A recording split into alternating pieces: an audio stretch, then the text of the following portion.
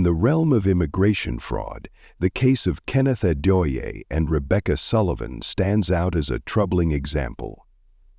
Kenneth, a 29-year-old immigrant from Nigeria, had one clear ambition: to obtain permanent residency in the United States. To achieve this, he turned to Rebecca, a 48-year-old widow from Connecticut who, grieving the loss of her husband, was left emotionally vulnerable and alone. Their quick romance led to marriage, but it was a relationship founded on deception. Kenneth's story mirrored that of many immigrants seeking the American dream. He had come to the United States on a student visa, only to face the challenge of it eventually expiring. With few choices left, Kenneth searched for a way to remain in the United States legally and permanently. The U.S. Green Card program, which grants residency through marriage to an American citizen, seemed like the ideal solution. Kenneth had no plans of returning to Nigeria, but the path he chose to stay would turn out to be not only fraudulent, but also dangerous. Rebecca Sullivan, the widow Kenneth targeted, was a familiar face in her peaceful Connecticut neighborhood. Having inherited considerable wealth from her late husband, a real estate developer, she led a comfortable yet solitary life. Those who knew her described her as kind, generous, and trusting, perhaps a bit too trusting. Kenneth took full advantage of Rebecca's trusting nature. They met at a charity event where Kenneth, always on the lookout for opportunities, made his move. With his undeniable charm, he quickly won Rebecca over and started to build a connection. Rebecca was captivated by Kenneth's attentiveness, charm, and the way he made her laugh after so many years of loneliness. What she believed to be love, others saw with suspicion. Their wedding, though modest and elegant, sparked concern among Rebecca's closest friends. The noticeable age gap and Kenneth's sudden, intense affection seemed too perfect to be real. While some of her friends expressed doubts, Rebecca dismissed their concerns. "I finally feel alive again," she confided to one of them. To Rebecca, Kenneth symbolized a fresh start and a second chance at happiness. But to Kenneth, she was merely a means to an end. Investigators would later reveal that even as he exchanged vows with Rebecca, he was already plotting his future, one that had no place for her. For the first few years, Kenneth played his part expertly. He was attentive, affectionate, and appeared deeply devoted. Neighbors and friends praised his charm, often commenting on how he seemed to care for Rebecca with genuine affection. In reality, Kenneth was patiently biding his time. He understood that keeping up the facade of a loving husband was essential for securing his green card. The case would eventually reveal the extreme measures he was willing to take to achieve his goal. At that time, however, Rebecca had no reason to suspect that the man she had entrusted with her heart was secretly planning her downfall. The stage was set for a tragedy that would forever impact the community, leaving behind a trail of evidence that would eventually lead investigators to the truth. Marriage to a U.S. citizen grants an immigrant a conditional green card, valid for only 2 years, serving as a test to determine whether the union is genuine. Kenneth Adoye was fully aware of this when he married Rebecca Sullivan. He knew that after the 2-year period he would be eligible to apply for a permanent green card, as long as he could convince immigration authorities that their marriage was legitimate. For Kenneth, those 2 years were a crucial part of his plan. To solidify his chance of staying in the U.S., Kenneth knew he had to play the role of a devoted husband to perfection. At first, he made every effort to appear as the perfect spouse.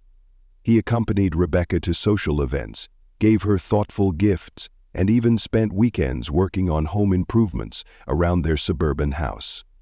To Rebecca, it seemed like her marriage had restored the happiness she believed she had lost for good. She frequently told her friends how fortunate she felt to have found Kenneth. Yet behind the scenes, Kenneth's resentment was quietly building. Living with Rebecca had become a burden for Kenneth. He resented her habits, how she spent her evenings reflecting on her late husband, the books she cherished, and her predictable routines. To him, the 48-year-old widow symbolized everything he longed to escape. Kenneth hid his disdain, But those close to the couple started to see signs of strain beneath the surface. Rebecca's best friend, Linda, was one of the first to raise concerns. She observed how Kenneth often appeared disengaged when Rebecca spoke, and how his charm seemed more like a performance than genuine affection. "He's just tired from work," Rebecca would insist, dismissing Linda's worries. But Linda wasn't convinced. To her, Kenneth's charm seemed more like an act than true affection. By the time Kenneth's conditional green card was granted, his mask started to fall apart. Now legally permitted to live and work in the U.S., he became less focused on keeping up the facade. His affection grew infrequent, and the thoughtful gestures that once marked his behavior vanished completely. Rebecca noticed the changes, but she chalked it up to stress or the normal ups and downs of a relationship. After all, she trusted him. Little did she know, Kenneth was merely biding his time, counting down the days until he could apply for his permanent residency. Soon after receiving his conditional green card, Kenneth started spending more time outside the home. He claimed he was networking to advance his career, but in truth, he was starting to seek a life beyond his marriage. It was during this period that he met Charlotte Miller, a 27-year-old nurse at a well-known hospital in New York City. The two met at a mutual friends event, and Kenneth was immediately captivated by Charlotte. She embodied everything Kenneth felt Rebecca was not: youthful, lively, and ambitious. Charlotte had no emotional baggage, no painful history to unravel, and no demands on him other than the thrill of their affair. To Kenneth, Charlotte symbolized the freedom and future he craved. He started seeing her regularly, taking great care to conceal their relationship from Rebecca. Meanwhile, as Kenneth enjoyed his secret life, Rebecca grew more and more isolated, unaware of the betrayal unfolding right under her nose. Rebecca noticed his frequent absences, but she convinced herself it was simply because he was busy. She had no reason to suspect that her husband was leading a double life, let alone that he was plotting to end their marriage in a way far more permanent than divorce.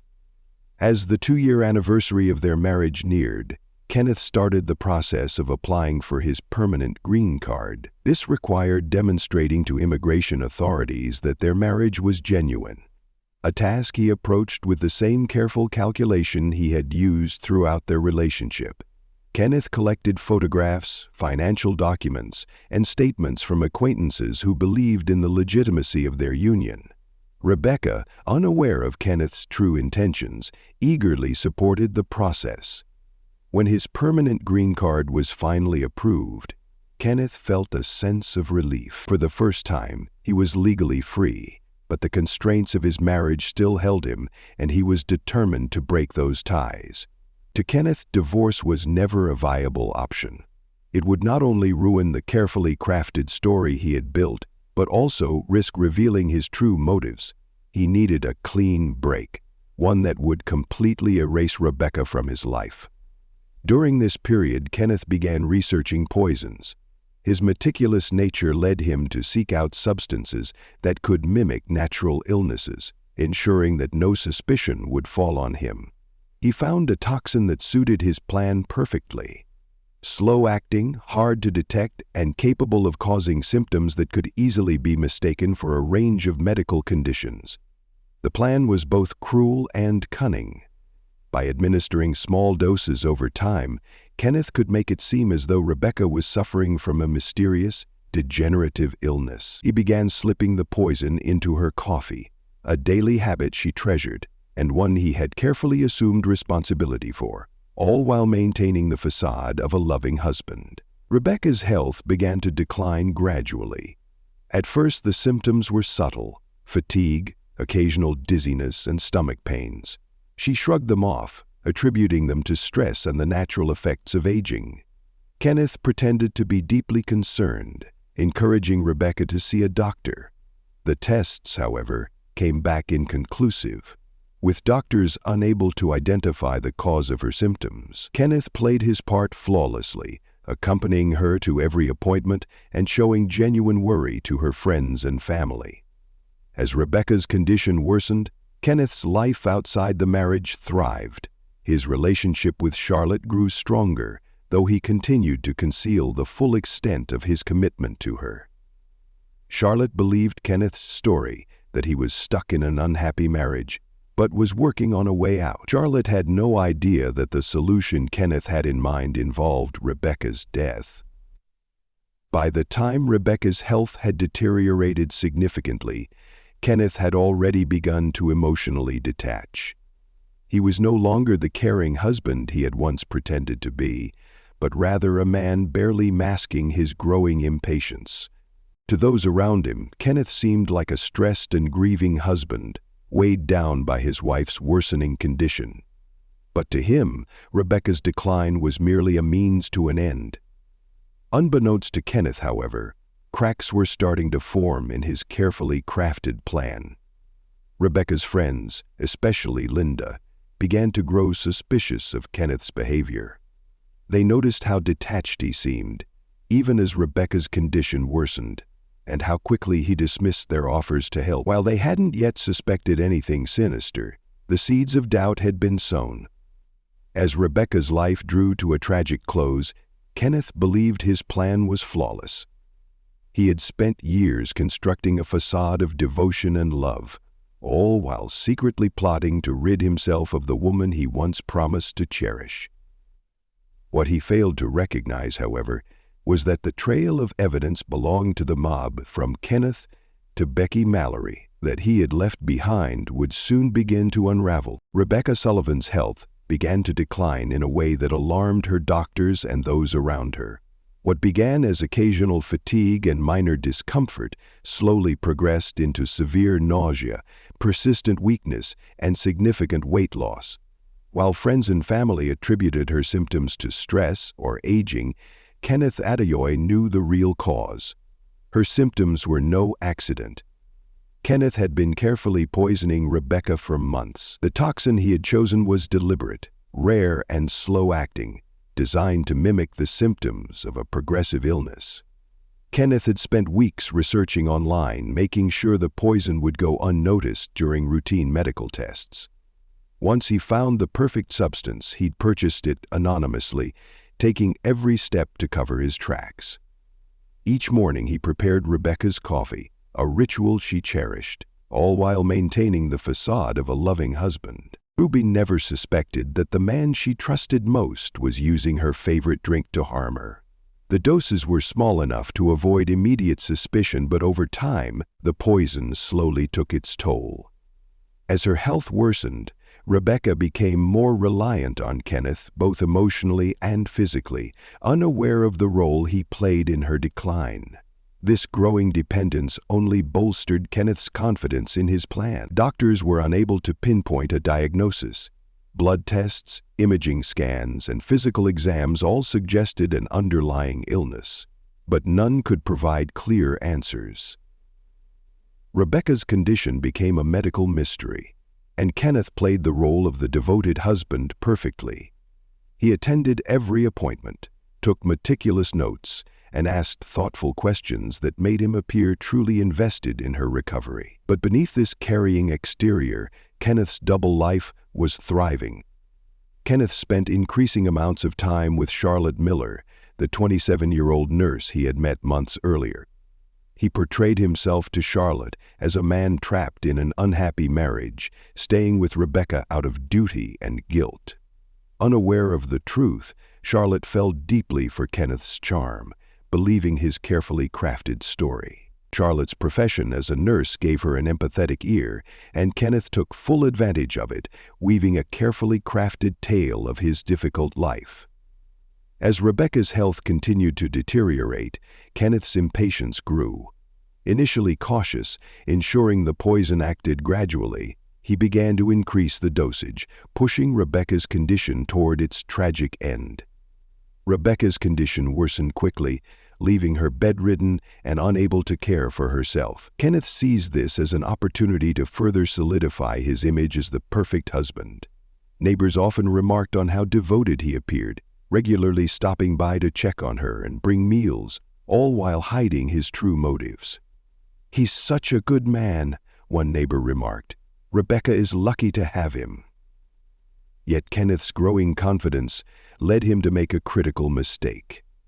One night, while researching dosages and the effects of the poison, Kenneth left his laptop open. The screen clearly displayed a web page outlining the properties of the toxin he had been using. He quickly closed it when he heard Rebecca stir in the next room, but the slip revealed a dangerous shift in his growing recklessness. As Rebecca's condition continued to decline, her primary physician, Dr. Patel, grew more concerned. Despite several rounds of tests, no clear cause for her symptoms emerged. Her rapid deterioration didn't align with any known illnesses, but certain inconsistencies began to trouble Dr. Patel. The symptoms, weight loss, nausea, and unexplained weakness, seemed consistent with exposure to certain toxins. Though rare, Dr. Patel decided to order a toxicology test as a precaution. Meanwhile, Kenneth remained unaware of Dr. Patel's suspicions, convinced his plan was flawless and beyond detection. Kenneth focused on managing appearances, making sure everyone saw him as a grieving husband struggling with his wife's mysterious illness. However, his behavior outside the home started raising questions among casual acquaintances. Kenneth had begun spending more time with Charlotte, openly flaunting their relationship, which didn't go unnoticed. They were spotted dining together at upscale restaurants and attending events around the city. While Kenneth explained these outings as work or casual gatherings with friends, their frequency sparked quiet whispers. To those who knew Rebecca, seeing Kenneth with another woman was unsettling, though no one had solid proof to confront him directly. Meanwhile, Rebecca's condition reached its breaking point. She was now bedridden, unable to eat without help, and in near constant pain. Kenneth, seeing her decline as the final step in his plan, began making preparations for what he assumed would be her inevitable death. He spoke to Rebecca's doctors about hospice care, positioning her death as the natural outcome of an undiagnosed illness. To the outside world, he appeared devastated. But inside, Kenneth felt a sense of relief. His goal was now within reach. The toxicology results, however, would change everything. Though delayed due to the rare nature of the poison, preliminary findings indicated the presence of a foreign substance in Rebecca's system. Dr. Patel, now deeply suspicious, reported his findings to the matter. As investigators began digging into Kenneth's life, they uncovered disturbing evidence. Financial records showed purchases tied to the acquisition of the poison, while his internet history revealed searches for terms like undetectable toxins and symptoms of poisoning. The timeline of Rebecca's illness also coincided alarmingly with Kenneth's increasingly erratic behavior and spending patterns, which hid a mind of eternal youth. The case began to unravel, but Kenneth remained oblivious. He still believed that Rebecca's death would finally free him, emotionally and legally, from the marriage he had never wanted. What he failed to realize was that his carefully constructed plan was crumbling, piece by piece. Investigators were closing in, and the tragic story of Rebecca Sullivan's mysterious illness was about to take a startling turn. Rebecca's death, though heartbreaking, had become almost inevitable. After months of suffering, she passed away peacefully in her sleep one rainy autumn evening. Kenneth Adoye, now a widower, staged his grief to perfection. Neighbors described his emotional breakdowns as heart-wrenching, while friends praised his unwavering devotion during Rebecca's final days. His performance was so convincing that it left little room for doubt, and most people believed he had truly loved his wife. He was seen as a grieving husband who had lost the love of his life to a cruel, mysterious illness. Rebecca's funeral was a somber occasion, and Kenneth played his role to perfection. Tearfully, he delivered a eulogy that spoke of Rebecca's kindness and resilience, painting a picture of a devoted spouse mourning a tragic loss.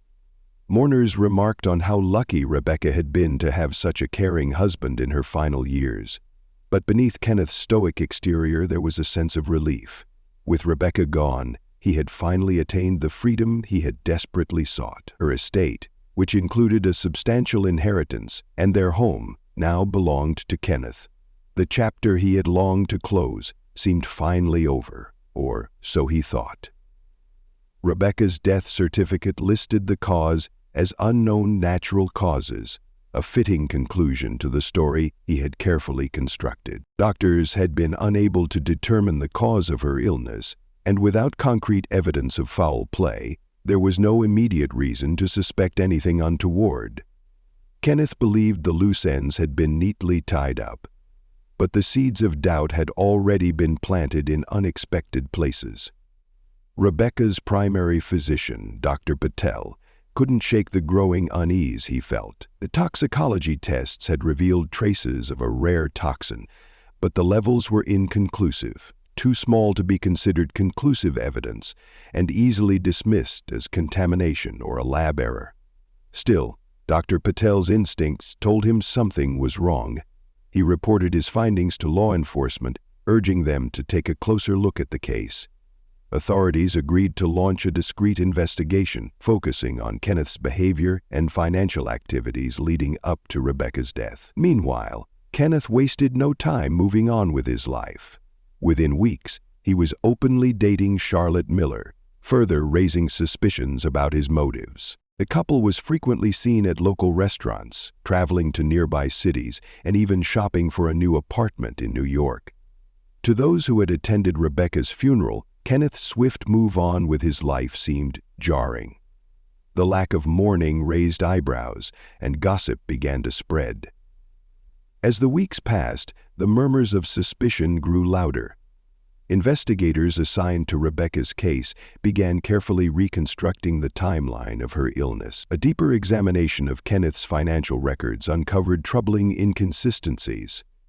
During the months of Rebecca's decline, Kenneth had made multiple purchases through online marketplaces, including items commonly linked to the handling of toxic substances. He had also conducted multiple web searches for phrases like slow-acting poisons and natural death by toxins. These findings painted a clear picture. Rebecca's illness had been anything but natural. Authorities then shifted their focus to Kenneth's personal life. Witness statements confirmed that he had been seen with Charlotte Miller during Rebecca's illness, implying an ongoing affair. When questioned, Charlotte initially defended Kenneth, insisting that their relationship had begun only after Rebecca's death. However, as police presented evidence of their earlier encounters, Charlotte's confidence began to waver. The most damning evidence came from Kenneth's own laptop. Forensic analysis revealed his extensive research into poisons and his attempts to erase this incriminating information from his hard drive. Investigators uncovered web searches Kenneth had made months before Rebecca's illness began, along with deleted emails related to suspicious purchases. Financial records, bank statements, and credit card transactions revealed he had bought equipment used to handle the toxin. Additionally, his bank account showed a pattern of withdrawals and transfers during Rebecca's illness, suggesting he was already preparing to start a new life after her death. Charlotte Miller's cooperation provided crucial insights into Kenneth's character and motives. While she insisted she had no knowledge of his plan, her testimony about Kenneth's remarks, expressing feelings of being trapped and wanting a fresh start, bolstered the prosecution's case. Her account of his behavior patterns painted a clear picture of a man willing to go to extreme lengths to achieve his goals. Witnesses described Kenneth's emotional detachment during Rebecca's illness and his unusually swift relationship with Charlotte after her death. These details further supported the theory that Rebecca's death was far from natural. As the evidence piled up, Kenneth's defense team faced an uphill battle, struggling to counter the mounting suspicion of foul play. Their strategy hinged on portraying Kenneth as a grieving husband who had been misunderstood. The defense argued that the evidence was circumstantial and the toxicology results inconclusive.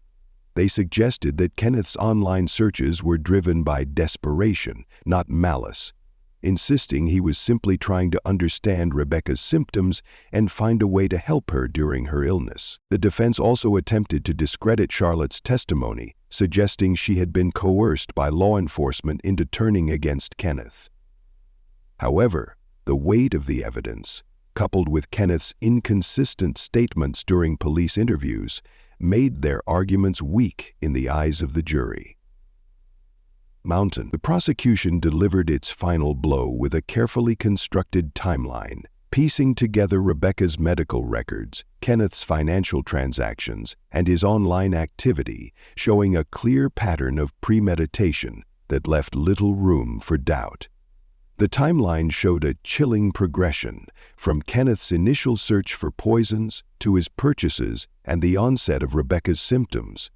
This sequence of events left little room for doubt about his involvement. A surprise witness, a forensic toxicologist, further strengthened the prosecution's case. The expert testified that the poison used was so rare it could never have entered Rebecca's system naturally, solidifying the evidence of foul play.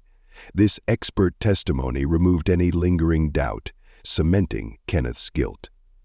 After a grueling 6-week trial, the jury deliberated for less than 2 days. On a cold winter afternoon, the verdict was finally delivered: guilty on all counts including first-degree murder, fraud, and tampering with evidence. Kenneth showed no visible reaction as the sentence was read, but those in the courtroom felt a palpable sense of relief from Rebecca's friends and family. The judge sentenced him to life in prison without the possibility of parole, ensuring that he would never again manipulate or harm another person. In his sentencing remarks, the judge condemned Kenneth's actions as a calculated and heartless betrayal of trust and love, describing the case as one of the most chilling acts of deceit the court had ever seen. The community that had once admired Kenneth as a devoted husband was left grappling with the painful truth. Rebecca's friends mourned not only her death, but also the betrayal she had endured in her final years. Many struggled with guilt, questioning whether they could have seen through Kenneth's lies sooner, or done more to protect her from the manipulation and deceit that ultimately cost her life. Charlotte, who had unknowingly been part of Kenneth's double life, faced her own reckoning. Though she was cleared of any wrongdoing, the public scrutiny was overwhelming, leading her to leave her job and start fresh in a new city. In interviews after the trial, she expressed deep regret for her involvement in Kenneth's life, acknowledging how devastated she was by the revelations.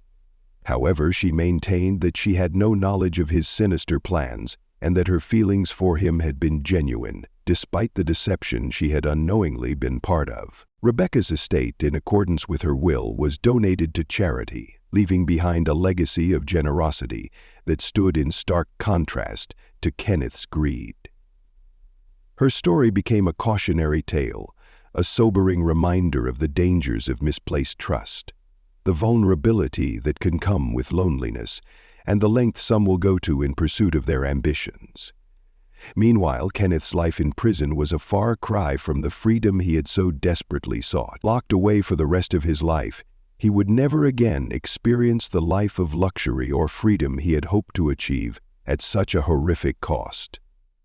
Inmates, many of whom had their own stories of betrayal and deception, viewed Kenneth with disdain. Isolated and ostracized, he spent his days reflecting on the choices that had led him to a life behind bars. Freedom was the one thing he always hoped would force his body to pay attention to its demands for food, shelter, and necessary items.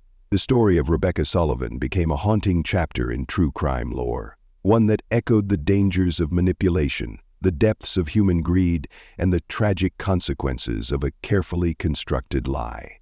Over time, her story would serve as both a cautionary tale and a stark reminder of the price of misplaced trust.